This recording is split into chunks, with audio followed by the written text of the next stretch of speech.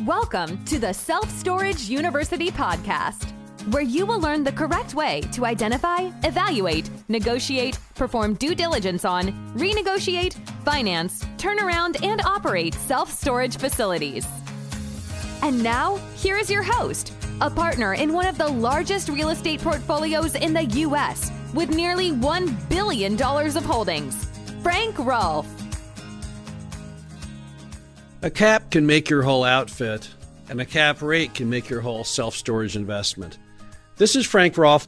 We're going to be talking today about the three basic metrics of measuring any real estate deal, but particularly those of a self-storage facility: cap rate, cash-on-cash return, and cash flow. Let's start with cap rate. What is a cap rate? Well, a cap rate is best thought of as a fraction. You put the net income from the property on the top and the total cost of the property on the bottom. You divide the top by the bottom, and that gives you the cap rate. Let's do a test. You have a property that makes $100,000 a year, so that would be at the top of the fraction, $100,000, and then it costs $1 million. You put that on the bottom of the fraction. You divide $100,000 by $1 million, and you get 10%, and that would be the cap rate on that deal is 10%. Now, cap rate is pretty easy to understand in the big picture because when you're buying the self-storage facility, the higher the cap rate, the better. When you are selling the self-storage facility, the lower cap rate, the better. But there's a lot of things you need to know about cap rates that fit in between that high and that low. The main item on a cap rate is giving you a measurement of the performance of that deal. And the cap rate amount, and particularly the interest rate on the loan that you use to buy that storage facility, that difference between those two items is called spread. And spread is what will determine in many ways what your actual return will be. All real estate is contingent upon leverage to some degree to make really high yields, and storage is no different. So if you're buying something at a cap rate of, let's say, 8%, it's important that you try and have interest rate at 5% so you have a 3-point spread. 3-point spread is what can get you a 20% cash-on-cash return. Now, as you go down from there in the world of spreads, so does your overall return. If you're unable to have any spread between the cap rate and the interest rate, then your cap rate is the same as the interest rate. And if you pay all cash for the property, once again, the cap rate is the same as the interest rate. However, if you can get a 1-point spread between the two, then you'll make a high single-digit cash-on-cash return. And if you can get a 2-point spread, then you'll make it's somewhere 12 to 15% cash-on-cash return. But that third point, that spread is what gets you a 20% cash-on-cash return. And for most investors, that's what they seek.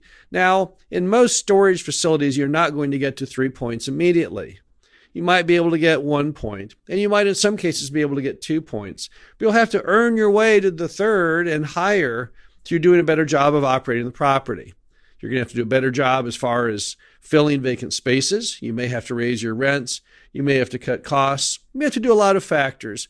But what's important is that you buy properties that you can, after purchase, continually to groom and push up the net income. Because as you do that, all that money goes to the bottom line and it goes into your pocket.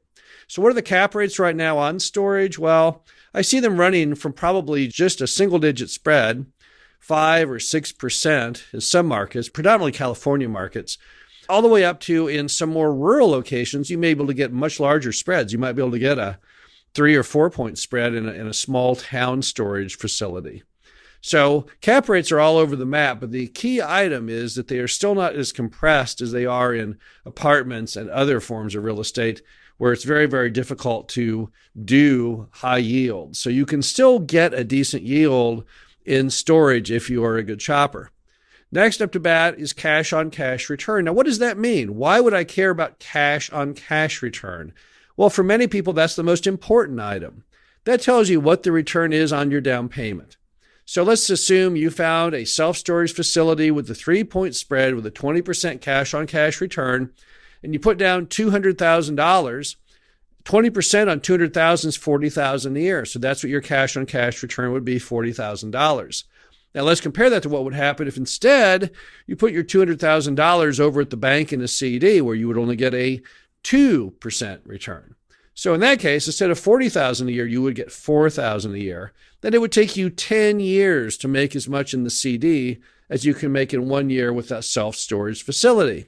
So cash on cash to many people is very, very important. Once again, it all ties back to spread. It all ties back to leverage.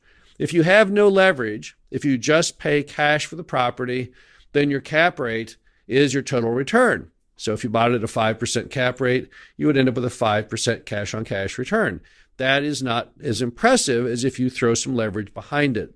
Now, it's important for us to note that leverage is a double-edged sword. If you put too much leverage on something and it goes bad, it's woefully worse than if you didn't put any leverage at all.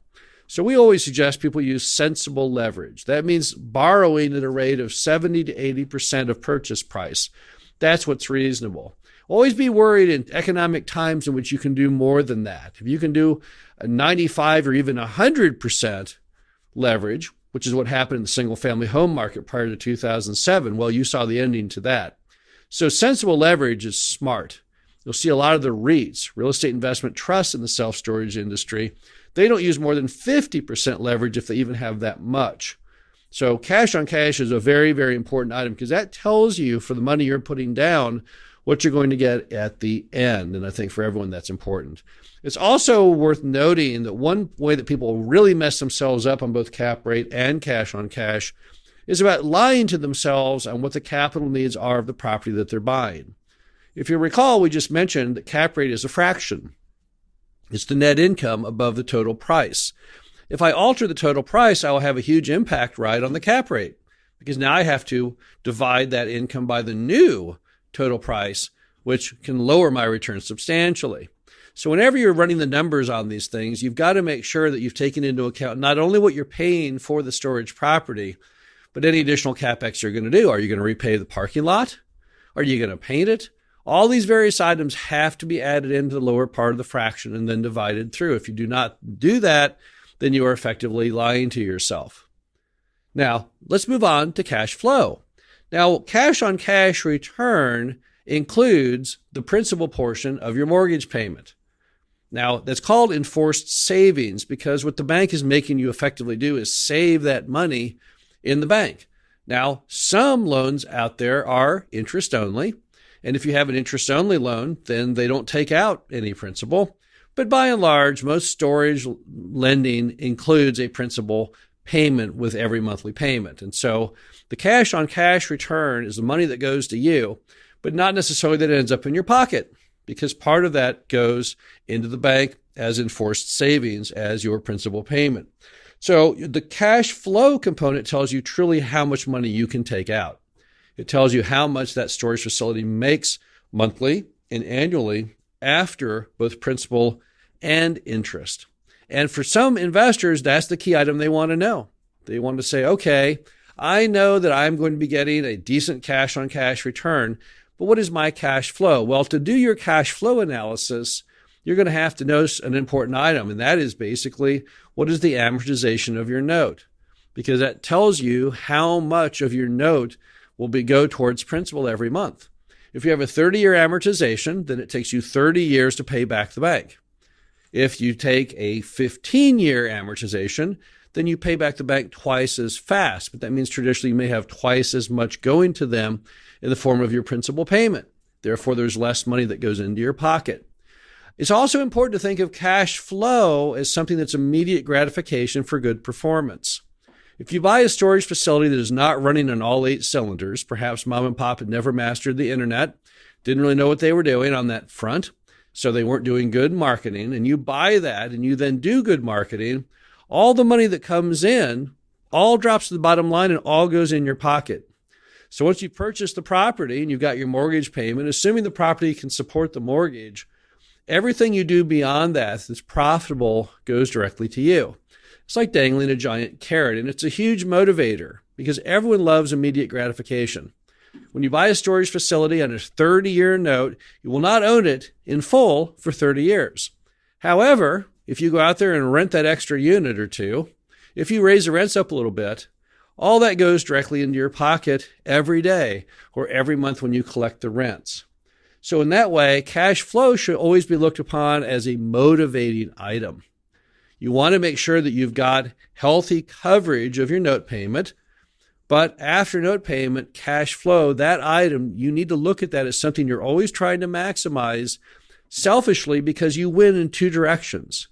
If you're able to increase the cash flow of the property substantially, it also increases the value. And there's one item we didn't talk about yet, and that is what happens when you go to sell the storage facility at the end. Because if you have a 3-point spread and that gets you a 20% cash-on-cash return, that doesn't even account the profit of when you sell the property at the end of the movie. So when you sell it at the end of the movie, where does that money go? Well, that's profit. You have to take that money and basically divide through over how many years you owned it to add that onto your total cash-on-cash return. So as you can see, self-storage has an unusual angle because you buy it frozen in time at one rent level, an amount of occupancy, an amount of cost, and then your goal is to keep improving that thereafter, giving you an entirely different ending to the movie than what you initially anticipated. And if you do a good job, if you use common sense, if you're a good buyer, if you do good due diligence, and you make the right decision, then you have nothing but good news ahead, because you should be able to beat and outstrip your budgets every month, leading you to have far greater net income, far greater cash flow, an excellent cash-on-cash return, and then when you sell it at the appropriate cap rate, a large bounty of profit at the end just by the act of owning the property. So overall, you'll see those are the three key measurements of any self-storage property, and they're important measurements. And they're also important that you always think about those when analyzing to decide whether to pull the trigger and buy the property or not. This is Frank Rolfe, the Self-Storage Investing Mastery podcast series. Talk to you again soon. Thank you for listening to the Self-Storage University podcast. Be sure to visit us at ssupodcast.com, where you can learn the correct way to identify, evaluate, negotiate, perform due diligence on, renegotiate, finance, turnaround, and operate self-storage facilities.